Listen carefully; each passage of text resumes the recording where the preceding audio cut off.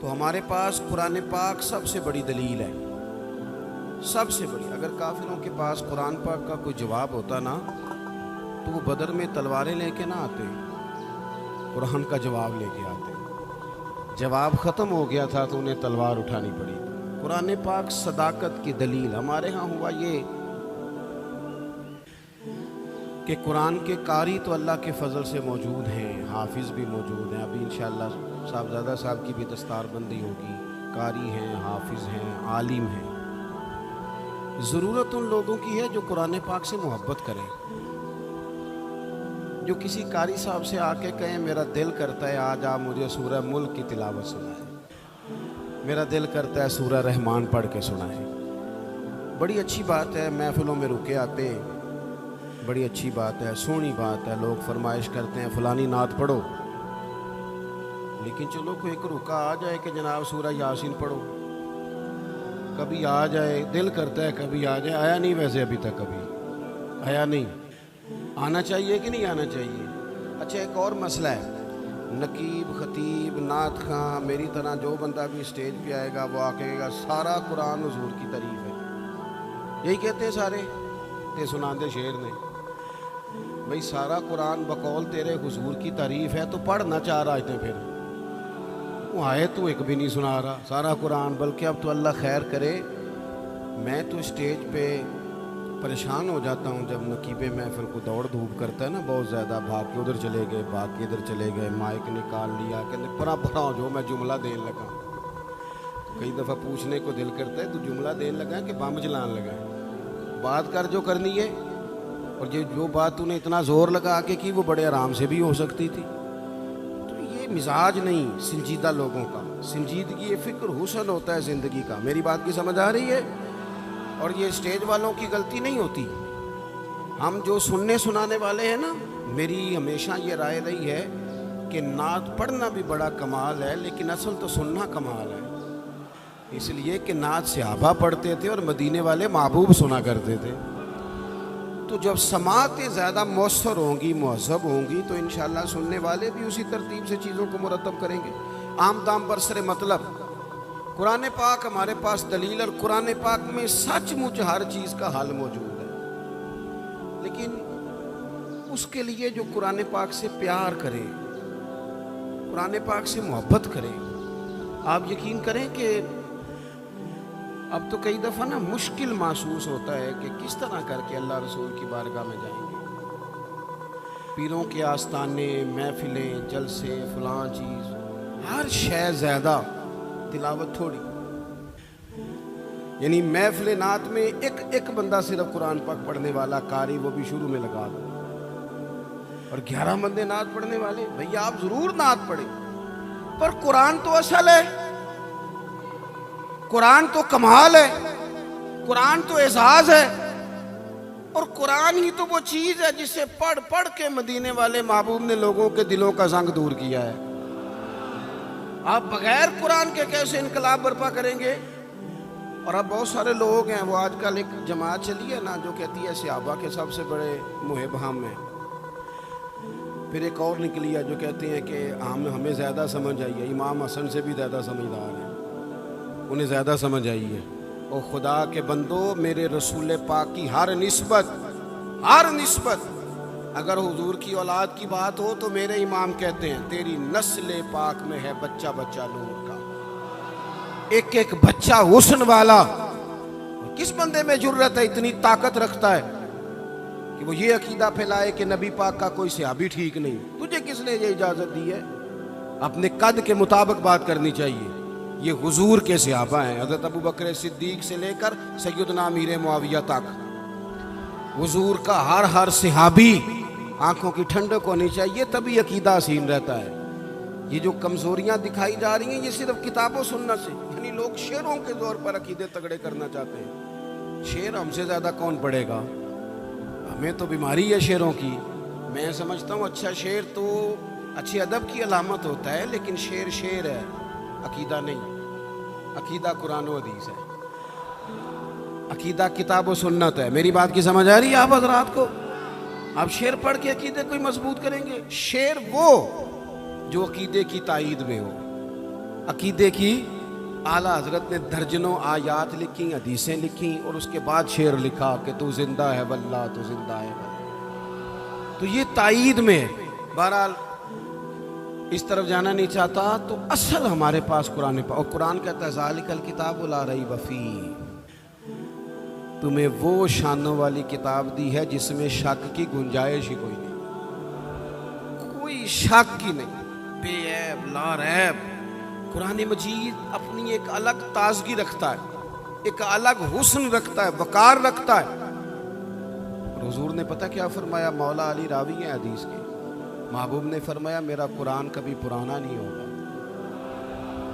اسے جب بھی پڑھو گے نا، جتنی دفعہ بھی پڑھو گے نا، جس رنگ میں بھی پڑھو گے نا، جس ٹائم بھی پڑھو گے نا، تمہیں نئی تازگی عطا کرے گا۔ اللہ نے توفیق دی ہے، کئی دفعہ گزرے ہیں، قرآن مجید کے ترجمے اور تفسیر کو دیکھا ہے، لیکن آج بھی جب دوبارہ پڑھتے ہیں نا کسی تفسیر کو، تو ایک ہی آیت نئے نئے معنی دینا شروع کر دیتی ہے، نئے نئے مفاہیم، نیا نیا حسن، نئی نئی جاذبیت۔ قرآن پاک پڑھیں، قرآن پاک سے دلچسپی پیدا کریں، قرآن مجید کے ترجمے کو سمجھیں، قرآن مجید کی تفاسیر کو دیکھیں، اپنی دلچسپیاں قرآن پاک کے ساتھ مضبوط کریں۔ صحابہ کیا کرتے تھے؟ حضرت سیدنا ابو موسیٰ اشعری رضی اللہ تعالیٰ عنہ قرآن مجید بڑا سونا پڑھتے تھے، ہر بندہ ہر کام نہیں نہ کر سکتا۔ حضرت عمر فاروق، علم کا یہ حال ہے کہ حضور فرماتے ہیں میں نے خواب دیکھی ہے، خواب میں دودھ پی رہا تھا اور اتنا دودھ میں نے پیا کہ میرے ناخنوں میں بھی سفیدی آ گئی۔ فرمایا پھر جو بچ گیا میں نے خواب میں عمر کو دے دیا۔ یا رسول اللہ اس کا معنی کیا ہے؟ فرمایا اس کا معنی علم ہے۔ اللہ تعالیٰ نے حضرت عمر کو حضور کے علم کی خیرات عطا کی، اتنے بڑے عالم ہیں، لیکن حضرت عمر بڑے کھلے دل سے کہتے تھے بھئی قرآن ابی بن کعب سونا پڑھتے ہیں، لہذا تراویاں یہی پڑھائیں گے۔ وہ تراویح کی امامت کرتے تھے۔ ہر بندے میں ہر خوبی نہیں ہوتی، اور کسی کی خوبی کو تسلیم کرنا یہ بہت بڑے انصاف کی بات ہے۔ حضرت ابو موسیٰ اشعری قرآن پاک سونا پڑھتے تھے، تو کبھی ملاقات ہوتی تو حضرت عمر کہتے ابو موسیٰ یار ذرا مجھے میرے رب کی یاد تو دلا دے۔ تو وہ کہتے حضور آپ کو کوئی رب بھولا ہوا ہے؟ فرمایا ذرا یاد تو دلا۔ پھر وہ قرآن پاک پڑھتے، اور جب وہ قرآن پاک پڑھتے تو حضرت عمر روتے۔ قرآن مجید کے ساتھ اپنی دلچسپیاں، اپنا مزاج، مفسرین نے لکھا ہے کہ صحابہ جب ایک دوسرے سے ملتے تھے نا تو السلام علیکم کے بعد سورہ عصر کی تلاوت کرتے تھے۔ وہ کہتے تھے کہ اس کے اندر اللہ تبارک و تعالیٰ نے دین اسلام کی چیزوں کو، بنیاد اور اساس کو جمع کر دیا، اپنا ذوق قرآن پاک کے ساتھ۔ دیکھیں یورپ میں تھوڑے دن پہلے میں ایک آرٹیکل دیکھ رہا تھا، اب لڑکے اور لڑکی کو شادی سے پہلے باقاعدہ کورسز کرائے جاتے ہیں، موٹیویشنل اسپیکر کے پاس لے جایا جاتا ہے، کیونکہ وہاں مزاج ہے اکیلے رہنے کا، تنہا رہنے کا، تو شادیاں زیادہ چلتی نہیں، کسی کو برداشت ہی نہیں کرتے۔ وہ کہتے ہیں پہلے انہیں کورس کرا لو 2-3 ہفتے کا، انہیں سکھا لو کسی کو برداشت کیسے کرنا ہے۔ ویسے آج کل ہمارے ہاں بھی برداشت تو زیادہ کوئی نہیں، ہمارے بچے بھی جب سے موبائل آیا ہے نا وہ بھی کوئی کونے ڈھونڈتے ہیں، چلو بچیاں نو کیا کھڑا ہے، سیانے بھی آندے نے بھئی نہ ہی کوئی کام دسو سانو، سمجھدار ترین بندے۔ کئی دفعہ کہتے ہیں بچیاں دی خواہش ہے جی پیر صاحب ایک فوٹو کھینچنی، میں کہ بچیاں دی ہے نا، تسی تے سائڈ تے ہو نا بچوں، آپ کدھر آ گئے ہیں بیچ میں؟ تو بچوں کی خواہش ہے، یعنی وہ جو خاص رغبت ہم نے موبائل سے پیدا کر لی، تو پھر بندہ تنہائی پسند ہوتا ہے، کسی کے ساتھ وقت نہیں گزار سکتا، مشکلات ہوتی۔ اب کتابیں لکھی جاتی ہیں زوجین کے حقوق پر، لیکچر دیے جاتے ہیں۔ میں کہتا ہوں ساری دنیا کے ماہر نفسیات کٹھے کرو اور سارے لیکچر ایک جگہ پہ، اور قرآن مجید کا ایک جملہ ایک جگہ پہ، ہن لباس لکم وانتم لباس لہن۔ اللہ فرماتے ہیں مرد عورت کا لباس ہے، عورت مرد کا لباس ہے۔ یہ آپ لے لیں، آپ نکال لیں، جتنے لوگ بھی ہیومن رائٹس پہ بات کرتے ہیں، جتنے لوگ بھی آپ کو زوجین کے مسائل سکھاتے ہیں، جتنے بھی، یہ ایک جملہ کہ مرد عورت کا لباس ہے، عورت، اس سے بڑی بات مل نہیں سکتی آپ کو۔ 3 باتیں مفسرین نے لکھی، زیادہ لکھی ہیں، میں 3 عرض کرتا ہوں۔ وہ کہتے ہیں ایک تو بات یہ ہے کہ بندہ جتنا مرضی بھی سونا ہونا، لباس نہ ہونا پہنا ہوا تو بدصورت لگتا ہے۔ لباس شخصیت کا آئینہ دار ہے۔ وہی بندہ دیکھیں نا، میں کسی کی بات نہیں کرتا، میں پرسنل ذاتی طور پہ محسوس کرتا ہوں کہ میں ننگے سر بیٹھا ہوں نا، خالی ننگے سر، تو مجھے کئی دفعہ بچے بھی کہہ دیتے ہیں کہ بابا ٹوپی کدھر ہے؟ اور اگر آپ ٹوپی پر امامہ رکھتے ہوں، آپ کا اعزاز اور ہے۔ لباس سے انسان حسین ہوتا ہے، بغیر لباس کے نہ مہذب ہوتا ہے، نہ حسین ہوتا ہے، نہ شائستہ ہوتا ہے۔ اللہ نے کہا کہ تنہا تنہا زندگی کیسے گزارو گے؟ مرد عورت کا لباس ہے، عورت مرد کا لباس ہے۔ یہ ازدواجی زندگی تمہیں سجائے گی، تمہارے ہاں اولاد ہوگی، تمہارے رشتے بڑھیں گے، سسرال کے میکے کے رشتوں میں وسعت آئے گی۔ پھر دوسری بات مفسرین نے لکھی، مرد عورت کا لباس ہے۔ عورت آپ کو سردیوں میں بھی لباس کی ضرورت ہوتی ہے اور گرمیوں میں بھی لباس کی ضرورت ہوتی ہے۔ یعنی اگر آپ شدید گرمی میں بھی باہر نکلیں گے تو کوئی آپ سے کہے گا او کپڑا رکھ لے وہی سیرتے، اس کا مطلب ہے لباس گرمی سے بھی بچاتا ہے اور سردی میں تو پھر ضرورت ہے ہی۔ تو یہ جو میاں بیوی ہوتے ہیں نا، یہ بھی ایک دوسرے کو دکھوں سکھوں سے بچاتے ہیں۔ یہ بھی گہرائی میں آپ اتر کے دیکھیں تو یہ ڈھارس بندھاتے ہیں، ایک دوسرے کے لیے یہ آسانی کا باعث بنتے ہیں۔ اور تیسری بات، جسم کے اوپر جتنے بھی داغ دھبے ہوں نا، لباس سے چھپ جاتے ہیں۔ سارے عیب لباس چھپا دیتا ہے۔ میرے رب نے کہا عورت تیرا لباس ہے، تو عورت کا لباس ہے، وہ تیرے پردے رکھ لے گی، تو اس کے پردے رکھ لے گا، چھپ جائیں گے۔ تو آپ قرآن مجید کو پڑھیں گے، یہ میں نے صرف گھر کا ایک ذاتی مسئلہ جس کی ہر ایک کو ضرورت ہے وہ قرآن پاک سے آپ کی خدمت میں عرض کیا۔ آپ قرآن پاک کو پڑھیں، قرآن مجید کی تلاوت کریں۔ آپ میرے پاس ایک صاحب آئے تھے، کہنے لگے میں اخلاقی بلندی چاہتا ہوں لیکن قرآنی اخلاق سے، میں نے کہا تو صرف سورۃ حجرات کی تلاوت کر، اس کو سمجھ لے جا تو ایک سورت پڑھ، تجھے اندازہ ہو جائے گا کہ کتنے بلند اخلاق کی قرآن بات کرتا ہے۔ آخری گزارش جو آپ سے کرنی ہے، آپ میری بات پر زیادہ توجہ دیں گے۔ قرآن پاک خالی بھی پڑھا جائے نا تو رحمت کا نزول ہوتا ہے۔ یعنی ایک حرف پڑھنے سے 10 نیکیاں ملتی ہیں۔ اور حضور نے وضاحت کر کے کہا کہ میں یہ نہیں کہتا کہ الف لام میم ایک حرف ہے، فرمایا الف ایک ہے، لام دوسرا ہے، میم 30 نیکیاں ملتی ہیں۔ آپ کی میں بات نہیں کرتا، لیکن چند ایک لوگ جن کو میں زیادہ قریب سے جانتا ہوں، جہاں مجھے زیادہ، میں خاص اپنے دوستوں کو اکیلے میں بھی گزارش کرتا ہوں کہ یار مجھے لگتا ہے کہ تجھے کئی مہینے ہو گئے تو نے قرآن پاک نہیں دیکھا۔ میرے حضرت صاحب رحمۃ اللہ علیہ مریدوں سے کہتے تھے قرآن دی ضرور کھولنا۔ اور ایک صاحب ایسے تھے کہ جو بڑے سخت مصروف رہتے تھے، تو حضرت صاحب ان کو فرمانے لگے نہ بھی نہ کبھی بڑا کم ٹائم ہو نا، پڑھنے کا موقع نہ بھی ہو، تو سویرے ایک دفعہ نماز کے بعد اس کی زیارت کر لینا، قرآن پاک سے رحمت کی شعائیں نکلتی ہیں۔ قرآن پاک کے ساتھ اپنی دلچسپیاں، یعنی سویرے سویرے نا میری والدہ، آپ کو پتہ ہے دیہاتوں میں سب نے بھینسیں رکھی ہوتی تھی، تو اماں جی یعنی وہ سویرے اٹھ کے دودھ رڑک کے اور پھر وہ جب مصلی بچھاتی تھی، تب میں سمجھتا تھا کہ یہ تکلفات ہیں، چونکہ جب بندہ پڑھ دیتا ہے نا پھر اسے گنجائشوں کا بھی پتہ چل جاتا ہے۔ میں سمجھتا تھا یہ تکلفات ہیں کہ وہ پہلے کپڑا بچھاتی، مصلی بچھاتی، پھر پیالے میں پانی لا کے پاس رکھتی، پھر وہ جناب اس پہ پڑھنا شروع کرتی، پھر وہ ریل، اور پھر ریل کے یہ جو حافظ ہوتے ہیں نا ہمارے، یہ پھر زیادہ نہیں چومتے قرآن پاک کو، ان کے پاس ہوتا ہے نا ہر وقت، لیکن وہ پرانے بندے وہ شنیل کا غلاف، پھر اسے کھولنا، پھر اسے چومنا، پھر سینے سے لگانا، یہ ساری چیزیں ان کے پیش نظر رہتی۔ اماں جی نا وہ نماز پڑھ کے قرآن پاک کے کوئی 2-1 رکوع پڑھ کے پھر آواز دیتی، اور تسی اجے بھی ستے ہو، میں دودھ بھی رڑک لیا، نماز بھی پڑھ لی، سبق بھی پڑھ لیا، اٹھ جاؤ نا، اب تو ٹائم تھوڑا رہ گیا نماز کا۔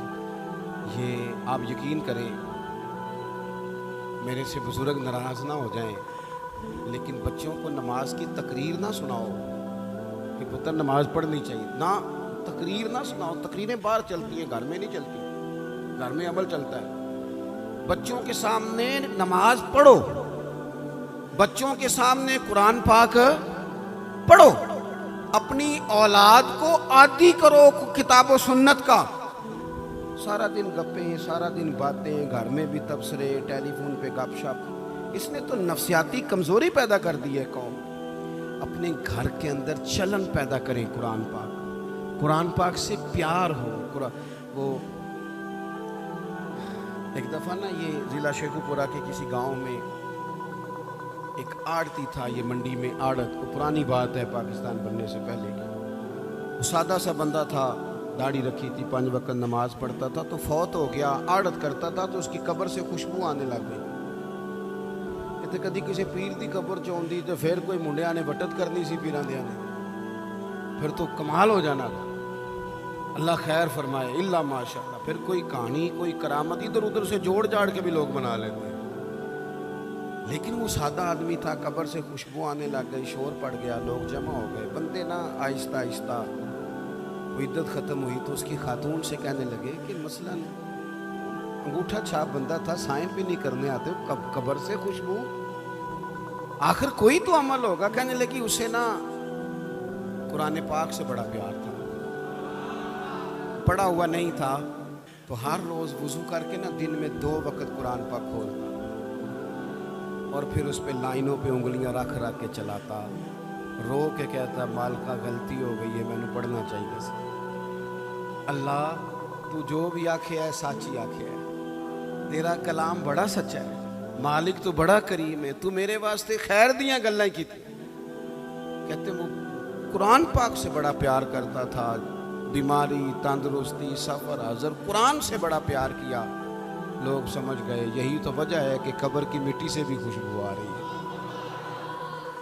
اچھا، میں بعض جگہوں پہ مجھے زندگی میں ایسے بھی تجربات ہوئے کہ یار یہ اللہ کی کتاب ہے۔ میں جہاز میں بیٹھا تھا تو موبائل پہ میں نے قرآن شریف کھول لیا، میں نے کہا چلو اتنی دیر کی فلائٹ ہے، کچھ پڑھتے ہیں۔ تو ایک میرے دل میں بدگمانی آئی، کبھی کبھی پگڑی دالی والا بندہ میری طرح اللہ معاف کرے سمجھ لیتا ہے نا نیک بھی میں ہی ہوں، یہ بھی کبھی کبھی بدگمانی آ جاتی ہے۔ میں وہ تلاوت کر رہا تھا تو میرے دل میں خیال آیا یار دیکھو سارے لوگ کانوں میں ٹوٹیاں لگائی ہیں، گپے لگا رہے ہیں، قرآن پاک پڑھ لینا چاہیے تھا۔ تو ایک نوجوان، اس نے نا بال پیچھے یہاں ربڑ ڈالی ہوئی عورتوں کی طرح، پینٹ شرٹ بڑی ڈاڑھی اور بڑا جدید فیشن کا اس کا سٹائل۔ تو میرے ساتھ جو سیٹیں تھیں ان پہ وہ بیٹھ گیا اور پھر اس نے فائلوں کے اندر سے سورۃ یاسین نکال لی، اور جب اس کو میں نے تلاوت کرتے دیکھا نا تو میں نے دل میں معافی بھی مانگی اللہ سے، اور میرے دل میں یہ بھی خیال آیا کہ یہ اللہ کا قرآن ہے، مولوی وہ قاری صاحب، حافظ صاحب، وہ فلان صاحب، اپنے جیسے لوگوں سے، نیک لوگوں کی بات نہیں کر رہا۔ وہ تو نہ پڑھے تو تو کیا سمجھتا ہے، کوئی پڑھتا ہی نہیں، یہ تو اللہ کا قرآن ہے، یہ پڑھا جاتا تھا، پڑھا جاتا ہے، اور قیامت کے بعد بھی پڑھا جاتا رہے گا۔ پتہ نہیں اللہ نے، یعنی اگر میں اور آپ نہیں پڑھیں گے تو یہ محتاج نہیں، کس سے رب پڑھوا رہا ہے، کون پڑھ رہا ہے، کس طرح لوگ پڑھ رہے ہیں۔ تو قرآن پاک سے محبت کریں۔ آج زور کے بعد پڑھ لیں گے کوئی 2 4 آیتیں، چلو میں کدوں آ کے ہاتھ کھڑے کرو یہ قسم چکو تسی نیت بھی نہیں پہ کر دے، تھوڑا سا پڑھ لیں گے انشاءاللہ تعالی۔ اچھا 2 3 دن میرے کہنے پہ پڑھیں آپ، 2 3 دن، صرف لمبا نہیں۔ میرا یہ تجربہ ہے، جو بندہ صبح صرف 2 دن الارم سے اٹھے نا نماز کے لیے فجر میں، تیسرے دن خود بخود آنکھ کھل جاتی ہے۔ اللہ نے نا یہ دماغ کا کمپیوٹر اس طرح کا بنایا ہے کہ نیند بھی اس میں فٹ ہوتی ہے، کتنے سے اتنے بجے تک سونا ہے۔ اگر آپ فٹ کر لیں گے نا کہ میں نے نماز میں اٹھنا ہے پھر تلاوت کرنی ہے، تو انشاءاللہ تعالی آپ کی آنکھ کھلا کرے گی۔